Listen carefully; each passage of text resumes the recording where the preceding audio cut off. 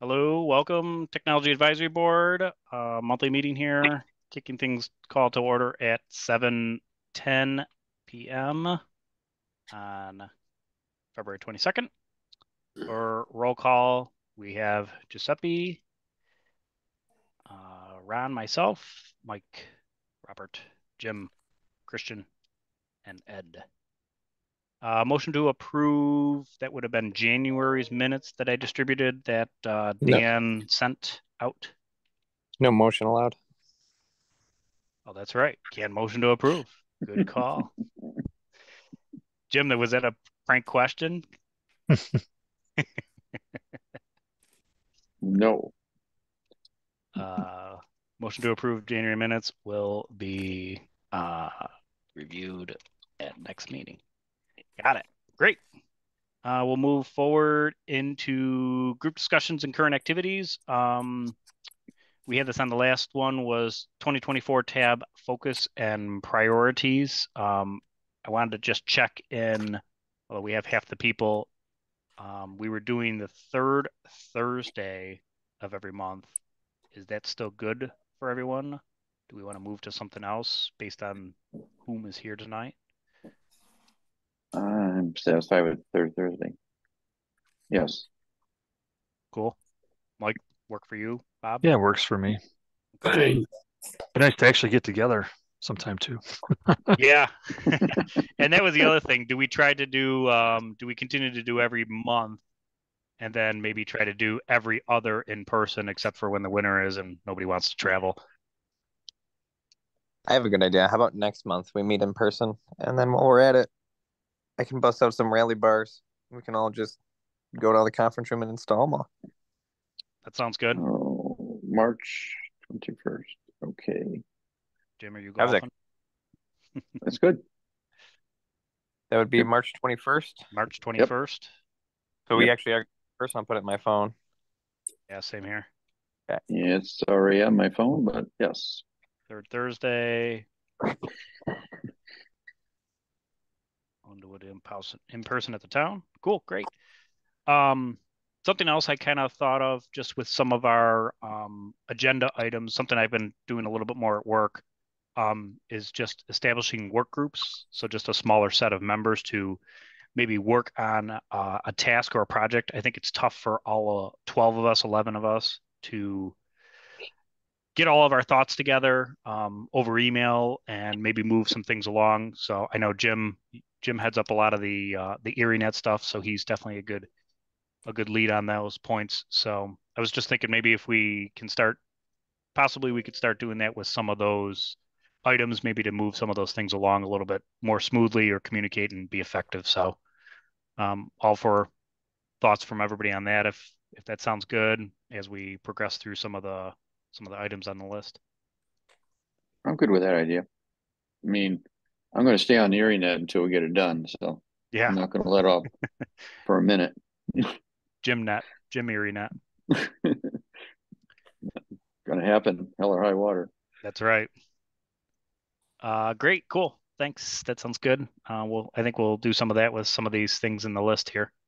A request from Christian, last meeting, he might have talked about it. He and I have had exchanged some chat about it a little bit, was to find and evaluate and propose some sort of a clerk, quote unquote, clerk software solution, um, just to bring the town up into the 2024 ages where you could submit a request for a dog permit online. Some of those permitting things I think that are just cumbersome to go to the town for. I don't think the town really has anything digital in that aspect and space. I know that the MSP is working on another product that's more along the lines of project management, um, field planners, permitting, some of that stuff. Well, field planner and asset management. So that's moving along with a product I believe called Brightly Software. As far as I know, everybody kind of has agreed and signed on for some of that stuff. But I think on this aspect of things, starting to look forward towards the planner stuff, the planning stuff, permitting stuff. think that would be cool, something cool if we could maybe take on to try and find a solution that's out there that maybe other municipalities are using.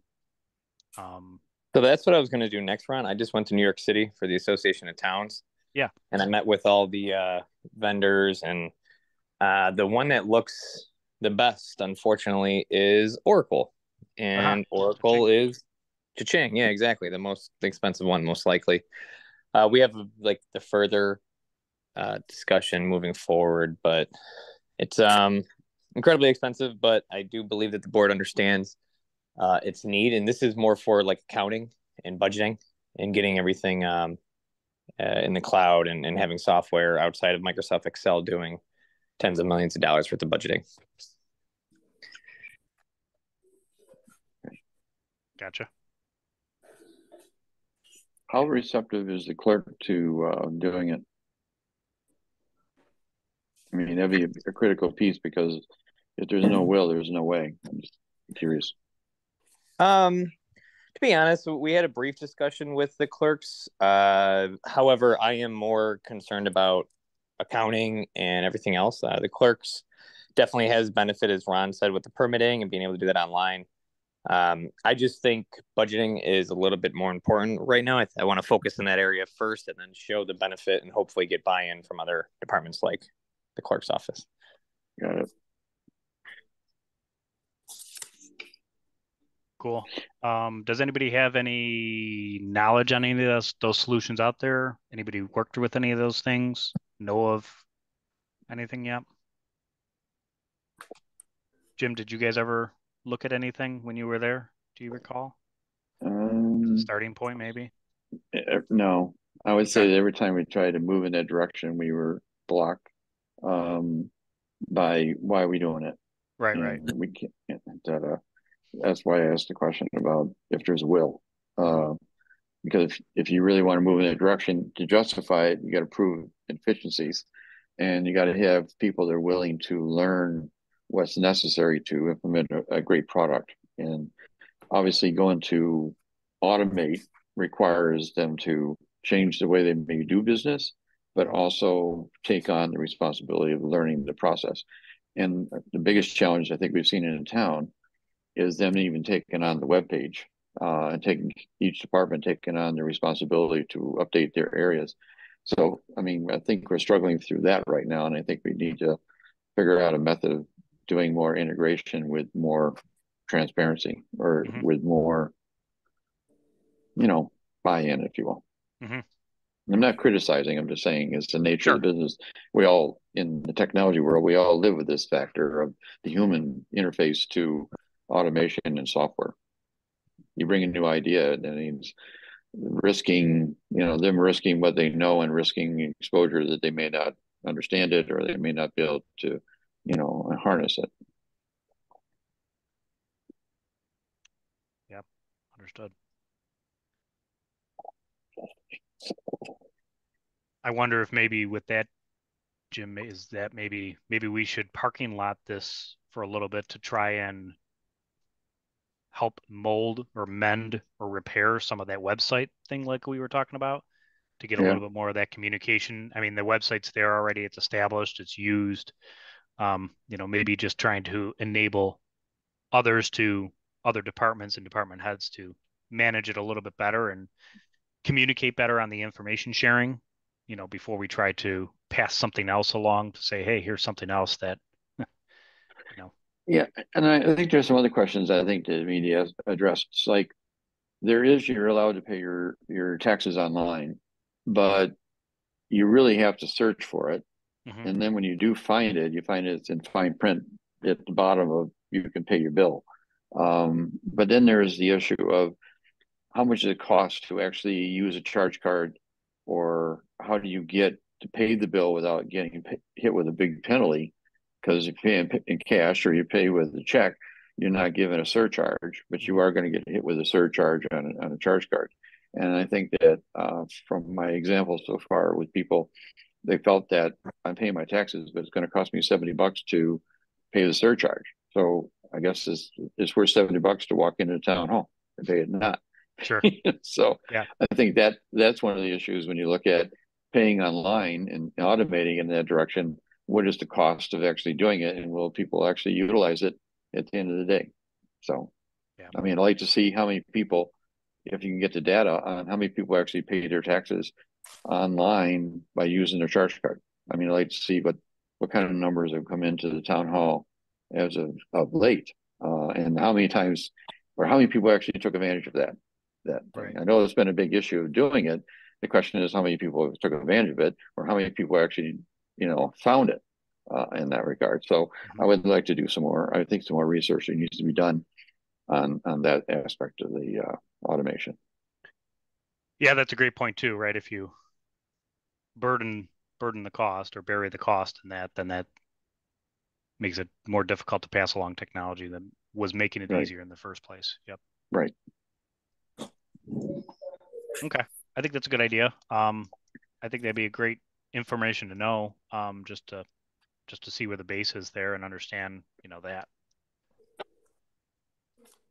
Okay, cool. I think we'll kind of move that down to, I think I'll just transform that into a little bit more of info gathering to drive the next steps on that. I kind of took everything that we had in the parking lot before, just up to either do we move forward with them this year or do we parking lot them?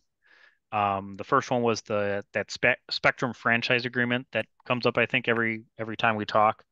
As far as I know, this lays in the hand of probably Tom DeGotti to take next action on it. I know we're probably waiting for a response from them or something else in the mix. I don't think there's much else that our board can do with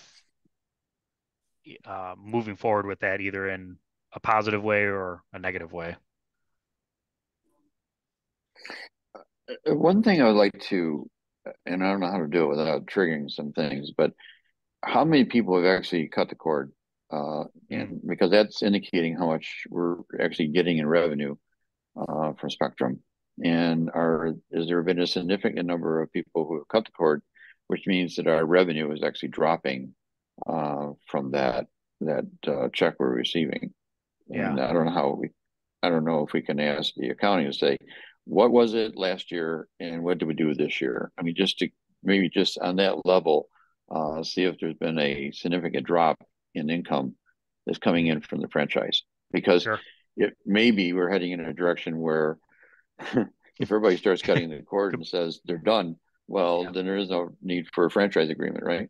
Right. So Yeah. I'd like to know if we're losing money yet, because I hear a lot of people asking the question. And I hear a lot of people saying they cut the cord. So that's something that, again, that'd be a fact-finding question. Sure.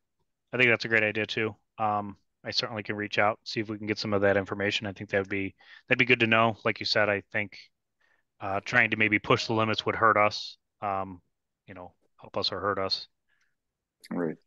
Is there any update on Verizon? Verizon Fios or Yes. Verizon as a whole? Yes. I know that No, there was a Fios. note in there about an August 9th. I'm assuming that's later this year in 6 months.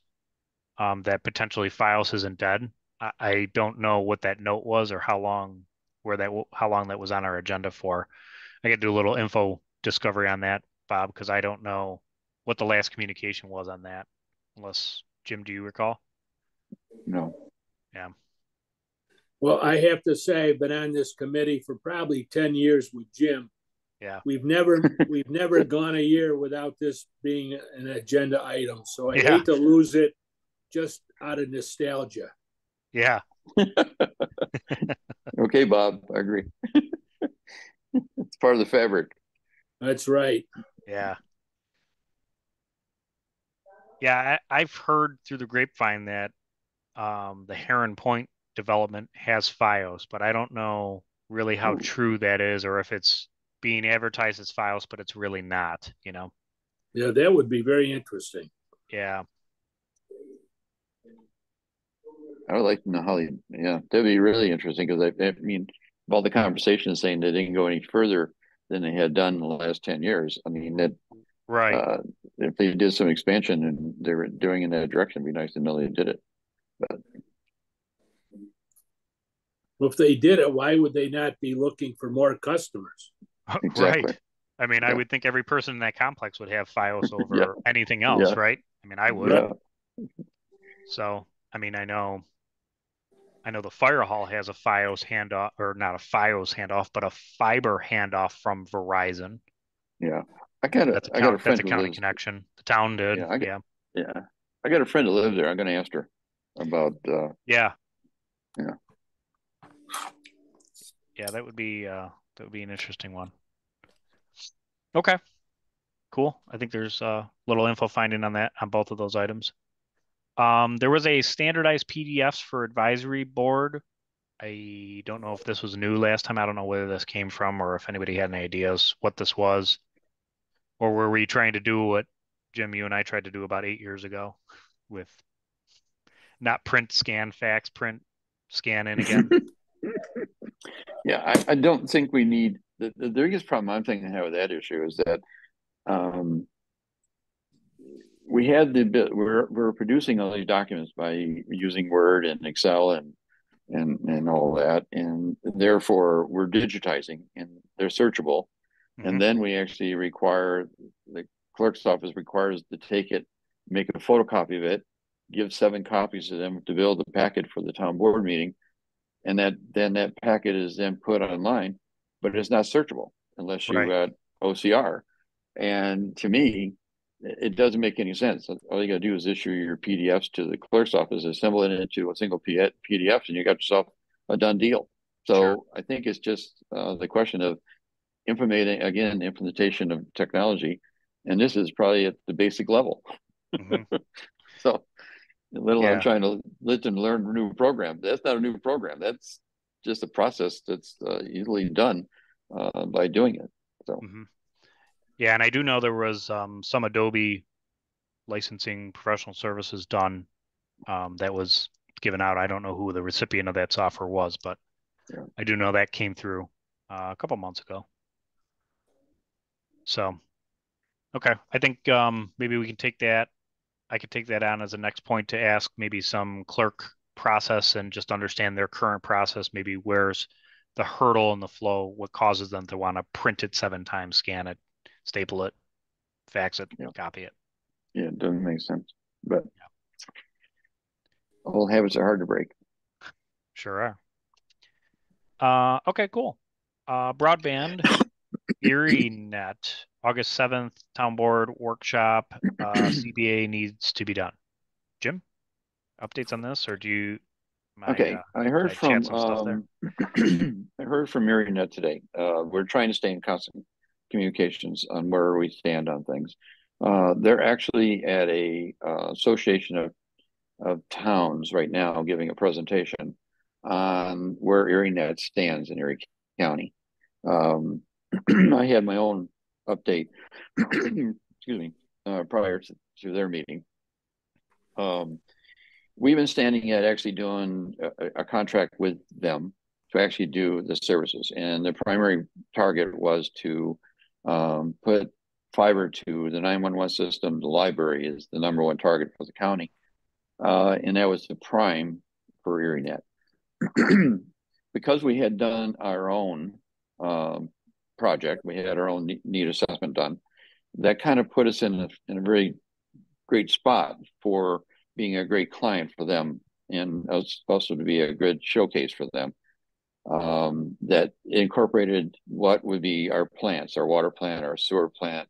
Of course, the library was included, and the police department was included, the recreation was included.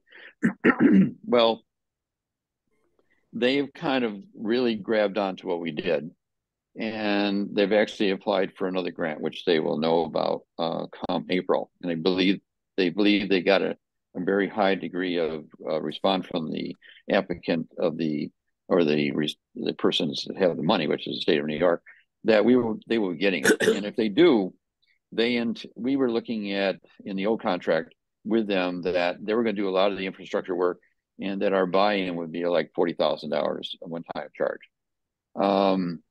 It's changed. If they get the grant, it's not going to cost the town anything. The $40,000 is going to be absorbed. but it's going to be more than that because they intend to also incorporate both of the substations for the fire company, the both Stony Point and the one that's on off of Hugh. And they intend to also do put the line into the Veterans Park, and they intend to also put all the routers in place. So there's close to $80,000 worth of routers that would be actually put into the facility as a first time charge. In other words, they'll put them in, and as they need to be upgraded, then town has to do them on their own. But this is going to be huge, and they also the target date for online is a year from now. So if this happens, it's happening in April. We're looking at shovel in the ground. They already have access from the Thruway 30 and the DOT to go across the bridge.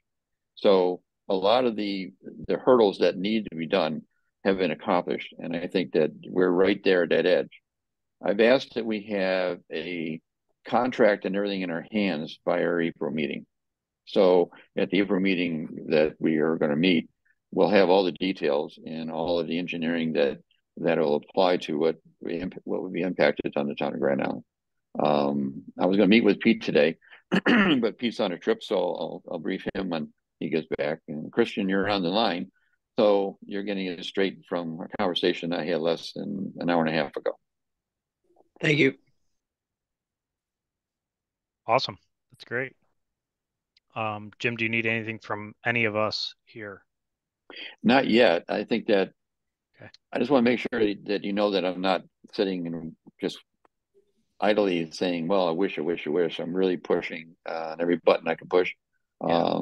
I think that if we can keep ourselves in the front of the line, that's the issue. And I've been doing that, and also preparing to have the documents, everything ready for the town board to take a look at and make some final changes. But they're going to give us a contract of what it was, and they're also going to give us a contract of what's going to be done, so that we can show the contrast to what we started this conversation with them and what's going to be coming out of the new contract with them.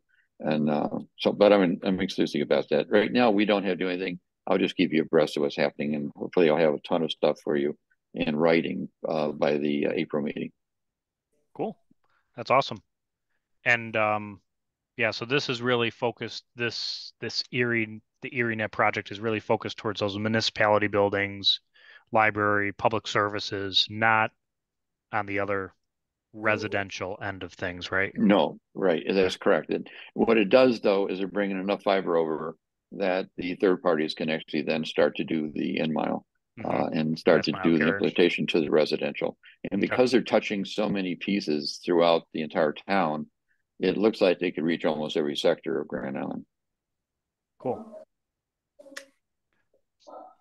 Is there like partnerships that are already that the ErieNet folks are looking to help expand residential? Because I think that's obviously the goal here is you hook up, because you're touching everything, all these municipality buildings, you've run all that, so I'm sure they have ideas for partnerships or other things. They're building that network of partnerships on them spinning off from that.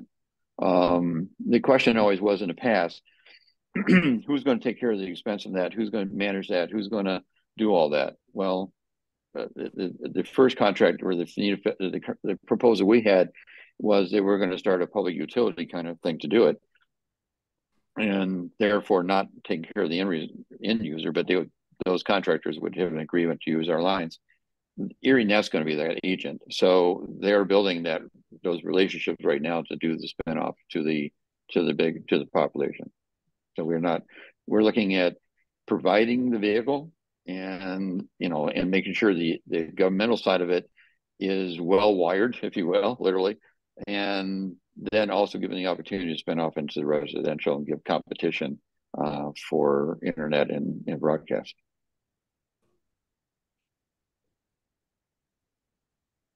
Cool. Okay. Great. Thanks, Jim, for the update. That's awesome. Lots of good things going on there. Next item under the broadband stuff was First Light. I chat with the contact at First Light once in a while, every couple months. Hey, how's things? Anything new on the island? No, not much. So Doesn't sound like they really kind of came over for a few businesses. Haven't really heard much more that they're interested in it, or they're able to expand to any residential services for the town yet, or for residents really specifically. They are still focusing on some business entities and stuff. They do ask me at the fire hall if I'm interested in going there yet. They don't have all the sites built out, so I'm hanging out for a little bit. So nothing. They haven't said much else new in that. I haven't talked to them in a few months. Probably late December. I talked to them last. I really never talked with Niacom. I think Jim did more than. Yeah, he did. Yeah, I'll see if I can get an update from him. For anybody that's a member of one of those Facebook groups, there was quite a bit of conversation about Greenlight throughout today and this afternoon. Why aren't they here? How come other people are getting it? All that stuff. I don't know. Maybe we're due for a conversation with Greenlight again, just to say, hey, what are our numbers? What will it take for you to want to come here? I Well, don't know. I think that, Might be yeah. worth an outreach.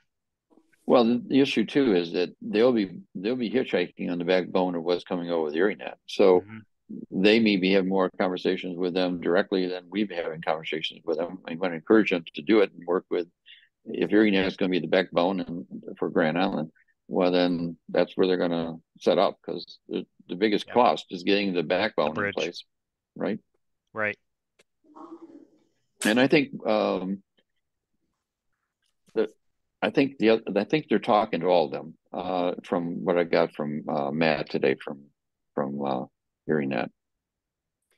So. Okay. Yeah, maybe we just kind of keep that as a check-in point with them. See if they give us any info. See if we hear any info through your channel, Jim. Yep.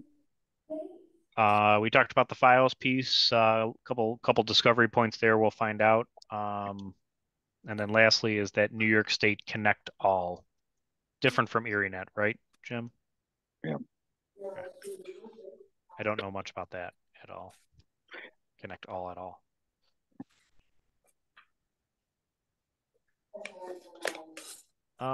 Cool. Anything else under? I got nothing else under broadband stuff. Kind of bringing the town commons back up. That was in the parking lot for a little bit there. There was talks about an electronic sign and some Wi-Fi for the yoga once a week or whenever they do it in the nice weather or whatever they're doing out there. I don't know if there was any more thoughts or talk about an electronic sign from any long-range planning ideas. I know that has always been a topic of conversation of something on those properties. I don't know if that's something that we want to try to move forward from a technology committee. Open to thoughts on that.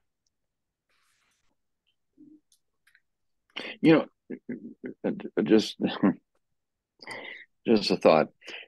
We're talking about that electronic sign. We're talking about it facing Grand Island Boulevard in Whitehaven. What if that electronic sign had a double side to it, meaning that it actually broadcasted on both sides of the board?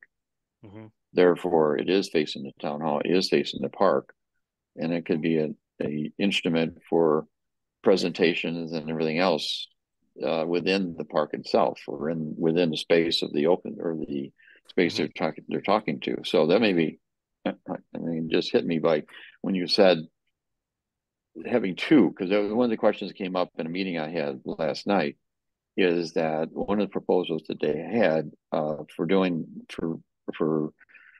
something in that space between the creek and Whitehaven, along Whitehaven and from Baseline to Boulevard, was have two. They were actually, the architect had actually put two of them in.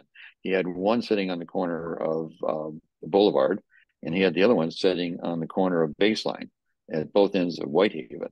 And I'm sitting there going, I don't think everybody, and it's the first time I'd heard it. And they said, well, you dismissed it. And the reason was they felt that the people on the other end should see something as well. And now as we're sitting here talking, it just hit me. Then why not make the other sign a double-sided?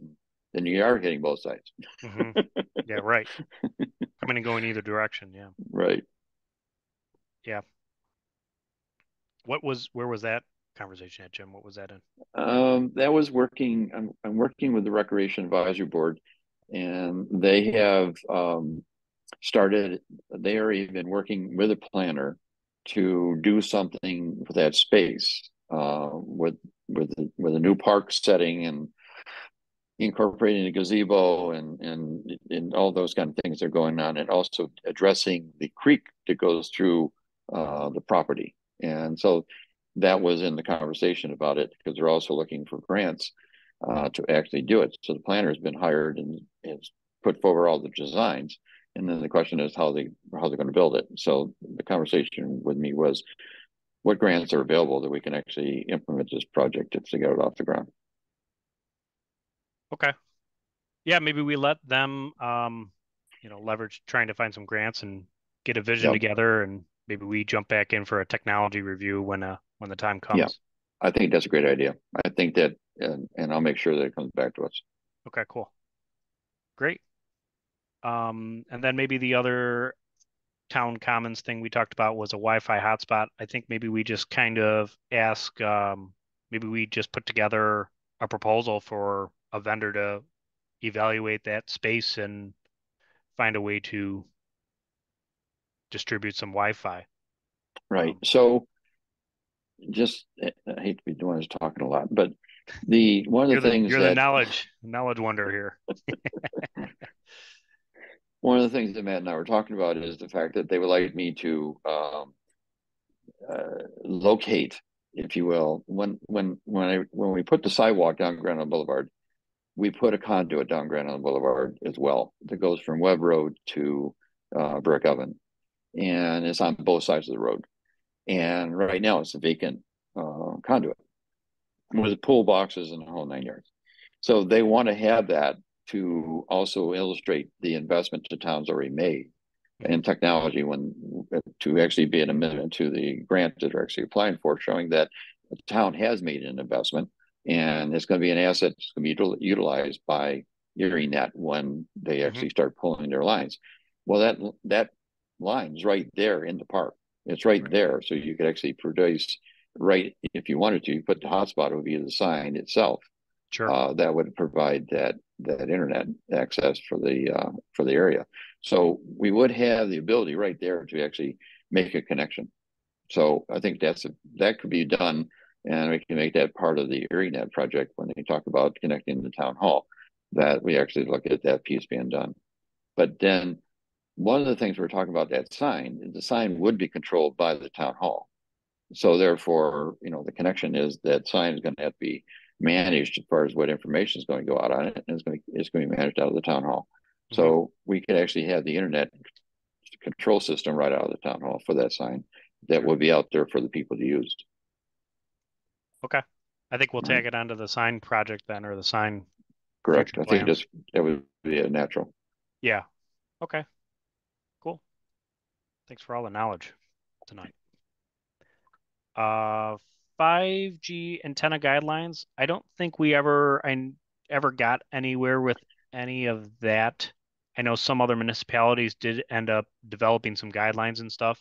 I know we talked about it quite a bit. I don't know if that's something that maybe we want to try to bring back up. 5G continues to be built out in communities. I'm amazed at the number of 5G antennas that I see when traveling through Amherst and stuff. Telephone poles mounted up on the top pretty high. Might be worthwhile for us to take a look and see what their guidelines were, the town of Amherst, other municipalities in the area, see if that's something worthwhile that we want to bring back to our community and implement here. I support that, and I would love to see one of us in this group take that on. I did mention at our last meeting that there's one being installed on the corner of Ransom and Stony Point, and it's kind of the first one to spot it. There could be more on Grand Island, but the one that's most obvious is that one. So that may be just to illustrate how they're actually deploying them in the community, and is that acceptable, or do we actually look at what other towns are doing? I mean, I think that's important. I don't. It may be too late, but I think we should look at it. Sure. Does anybody want to take a point on that? Take a lead on that? I say, who's not here? Let me go through the list. Hold on. Let me scroll.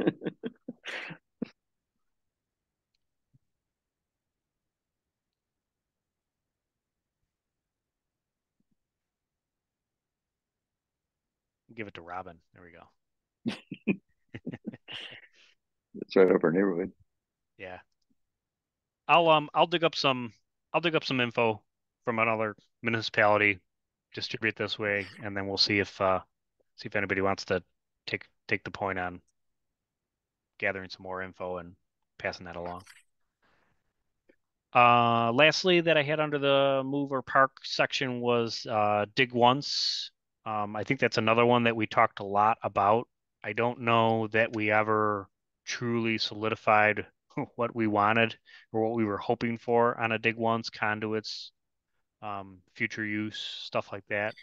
Jim, do you think we ever? Yeah, well, there's two phases to this one. One, the county has actually passed a resolution with the Erie County Legislature to do a dig once policy for Erie County. And right after they had done that, the town of Grand Island actually also introduced a resolution for a dig once. This is if you have the will, it can be done, but if there's no will, there's none.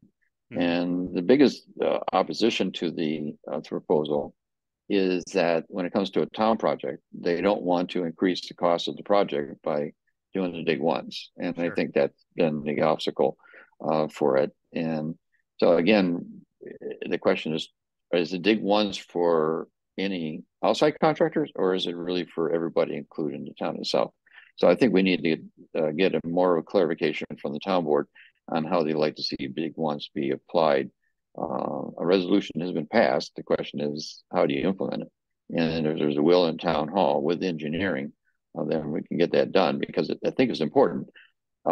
We just had a sidewalk put down baseline, and we did not do the dig once on it, because if we had, we would have put the conduit down baseline to match the conduit we put down Grand Island Boulevard. But the cost would have been $50,000 more. So therefore, they basically sidestep the installation of the conduit. We're now looking at telephone poles, and that's where right now ErieNet is contracting with close to 600 telephone poles to get the work done that they're looking at for us on Grand Island. Baseline could have been underground and then been less receptacle to weather, but we need to really address that is from a town level. So okay, I'll collect some more info on that too, based on what the county presented in the resolution stuff, and take a read through it here amongst us and get a proposal together, asking the town board how they want to handle that, and how we would encourage and support them to handle it. Cool, great. Only under ongoing project update, I kept the comprehensive plan review board in here. I did not attend the last one. However, I didn't know the last one was happening either. So I have no update from there. Jim, did you? So I need to address that, because obviously I'm the chairman of the long range planning committee. So the issue comes down to is that Jim was the liaison from technology to that board. And therefore I'm going to need a new member from this board to be at, because I am the chair, so it will not be the dedicated rep. Mm-hmm.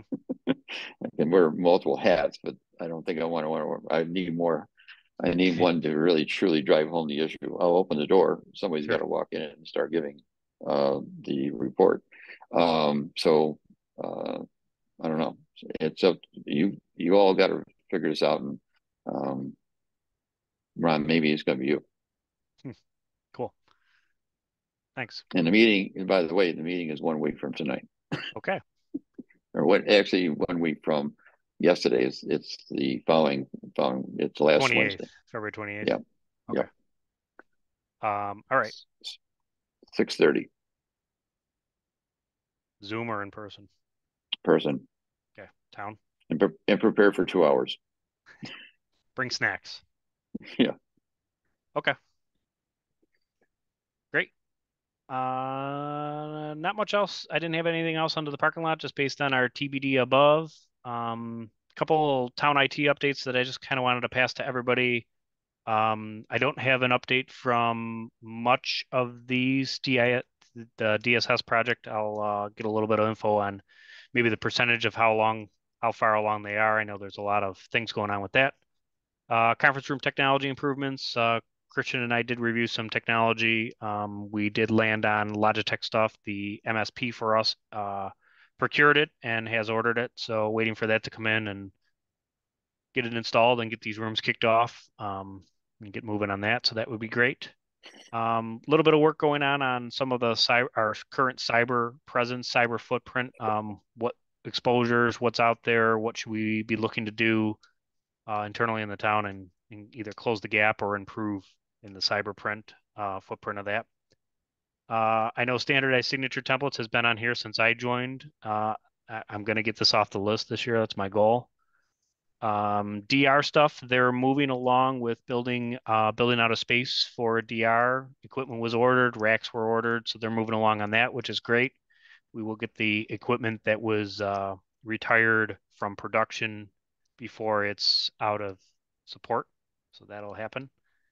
And nothing new on GeoCove or GIS. I haven't heard anything, but I did not ask for any updates in the last 2 months either on that, so I'll take those as takeaways to ask the MSP what's new with those and if there's anything we need to help with on that.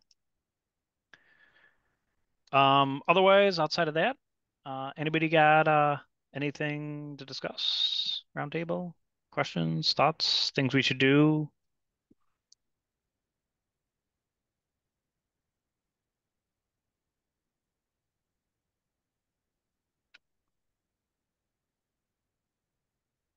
Cool. All right. Well, hearing none, I know we talked about next month keeping the same trend, so that would be March 21st.